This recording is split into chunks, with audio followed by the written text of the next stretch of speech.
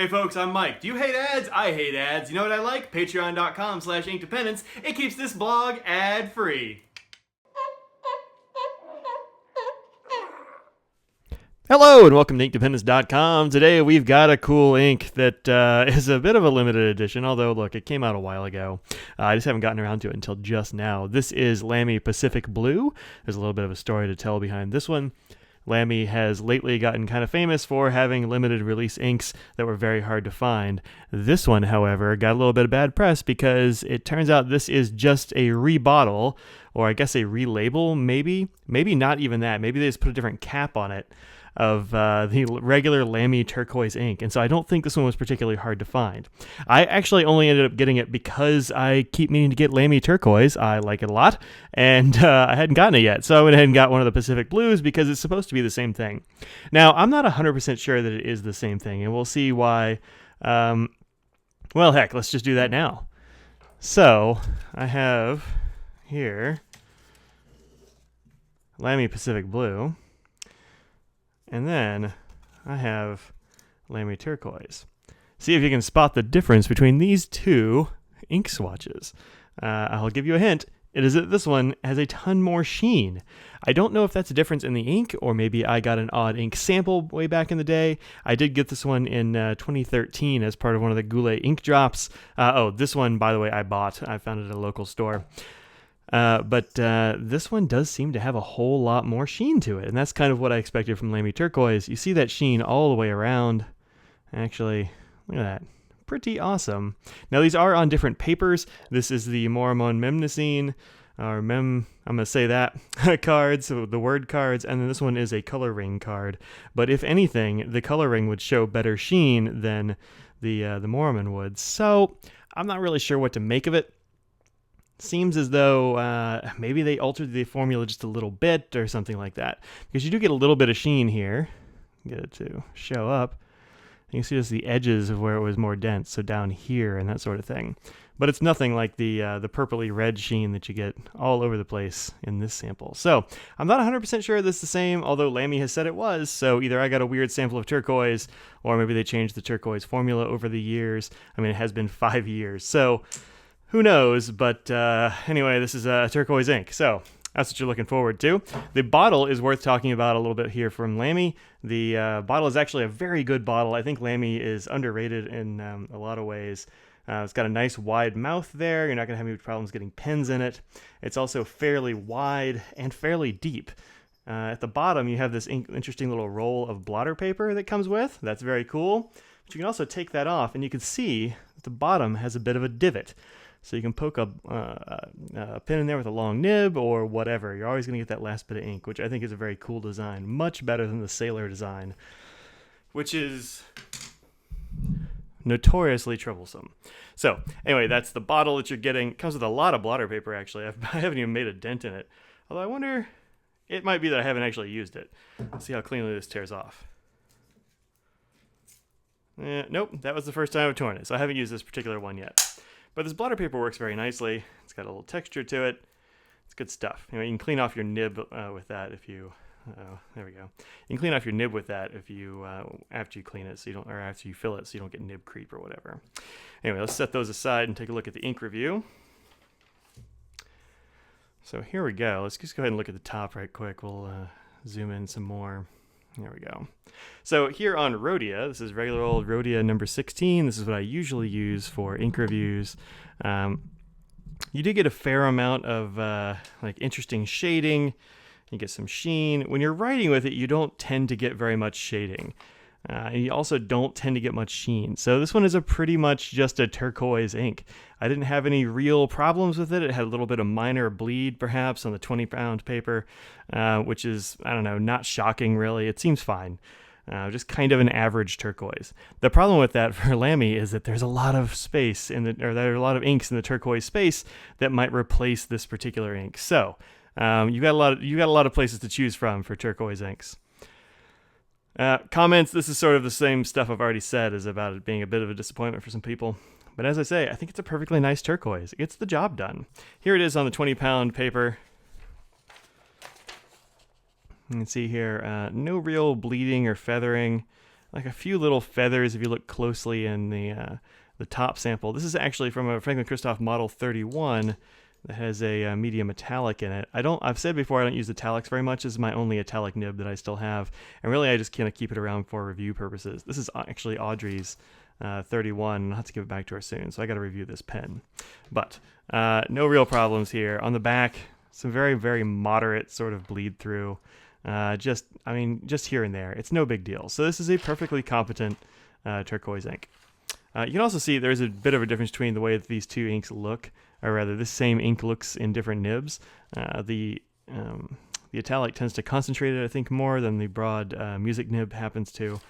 Here's that music nib, by the way, since we didn't look at that yet. This is a Tasha Pinnacle, which is one of their new models. I got this in Long Island. It has a nice articulated clip, but this one, the interesting thing about these pens is that they come with sailor steel nibs. I think you can also get gold nibs in some of them, but this is the two-tone sailor steel music nib. And it's just kind of a broad, nice broad, not quite a stub, but stub-ish sort of nib. All right, so as far as like color comparisons and that sort of thing, I can do a lot of these actually because I broke out my word cards and my coloring cards. These are just things I happen to have in pens. Noodler's Azure Main is a quasi-new store-specific ink, and it comes from Osprey Pens. Here's the bottle. It's a beautiful label. I mean, look at that. And also, this is really nice ink. This is one of the better Noodlers I've used in a long time. No weird properties or anything, just a very nice turquoise ink. Anyway, so those are the only two that are actually close that I have in pens right now. I was on a real Robert Oster turquoisey ink kick, and then I kind of got off of it. But here are some comparisons. Let's go ahead and put the Pacific down here. Next to that, we can put Robert Oster's Bondi Blue. We can put, let's see, what else do I have from Robert Oster that's real close? Blue Lagoon is pretty close. In fact, Blue Lagoon is, I think, nearly a twin. Those are very, very close. So if you want to go for the Oster there, I wouldn't hold it against you. We also have, get rid of those, Aurora and Klingner ink, Blue Mare, which I haven't actually used yet, but I'm kind of looking forward to that after having seen it here. And Papier Plume Peacock Blue, which I did use, and I actually used it so much that I used up the whole sample, or the whole fill of that ink in the pen, and so I never got around to actually reviewing the darn thing, which was probably a bad idea. But Peacock Blue, beautiful blue. This R&K, I just haven't used it all yet, but it looks really nice. So these are all other options. There are a couple of, actually 3 Monteverde inks that are Horizon Blue, I think is much too dark to be a real contender. But Caribbean Blue, fairly close, a little bit lighter. And Capri Blue, which I'm actually really into. These, I think, flank it very nicely. I have one that's darker and one that's lighter.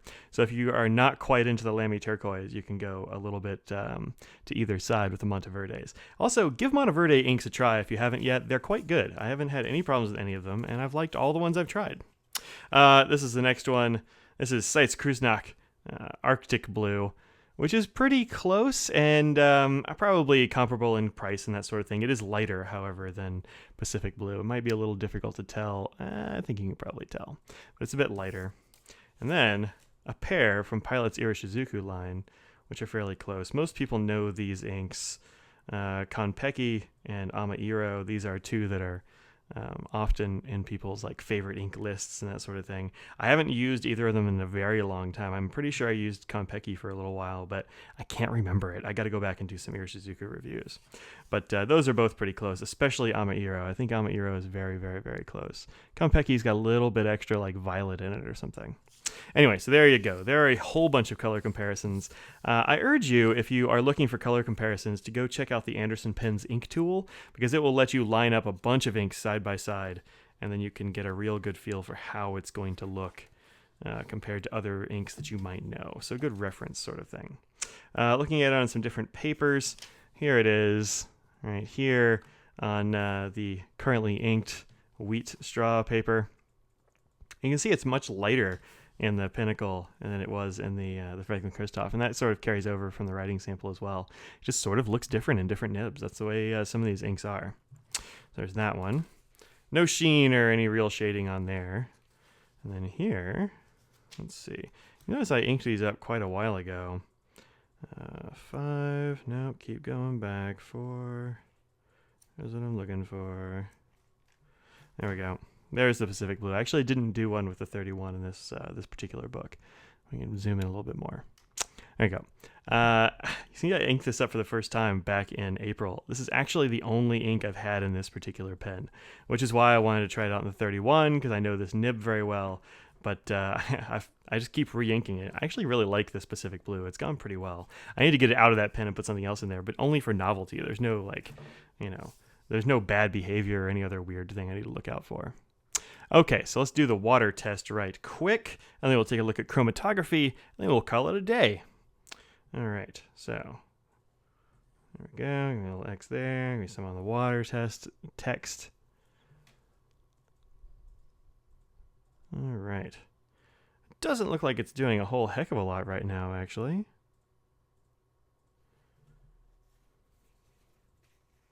Let's go ahead and wipe it up and see what we have left over. I may be surprised by this one. It happens. A little bit, not terribly. You can see a lot of it came up on the paper towel. But also not much of it sticking around, especially in the center where it was just a line drawn in there quickly. The water bit, you can still read water test in there, I believe. But it's not great water resistance, if you ask me. So here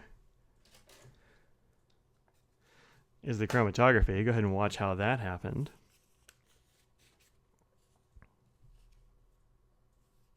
And then here is how it ended up eventually after drying.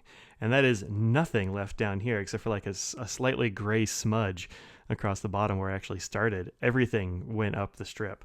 So no real water resistance on this. Anything more than brief exposure to water is going to completely wipe this out. I mean, if I cover that up, you're like, oh, I don't know. You can barely tell that you even used it, Mike. Yeah, totally. Okay. So that's it. That is Lamy Pacific Blue. It's a pretty nice turquoise ink, actually. I've got nothing bad to say about it, other than that it's kind of dodgy that they decided to just go ahead and rebox an ink they already had. That's not how you do limited editions, Lamy. Come on. They didn't do that with Petrol, so I don't know why they would choose to do it. But there you go. This has been Lamy Pacific Blue. Check that out if you can find it. And you probably still can find this one at a retailer near you. So if you're going to get Lamy Turquoise, then go ahead and get Lamy Pacific Blue instead, because, you know, they're supposed to be the same ink, and they're both perfectly competent. And also at $10.50 for 50 mils. Not a bad price. All right, that's it. See y'all later. Hey guys, is this video helpful to you? If it was, then check out these videos over here on the left. You'll probably like something there as well. Also, don't forget to subscribe. Click that bell icon so you'll know when I'm going live on Fridays for Pins and Beer Talk. And go ahead and hit that Patreon button if you want to be a patron. That would be amazing. Peace out, y'all.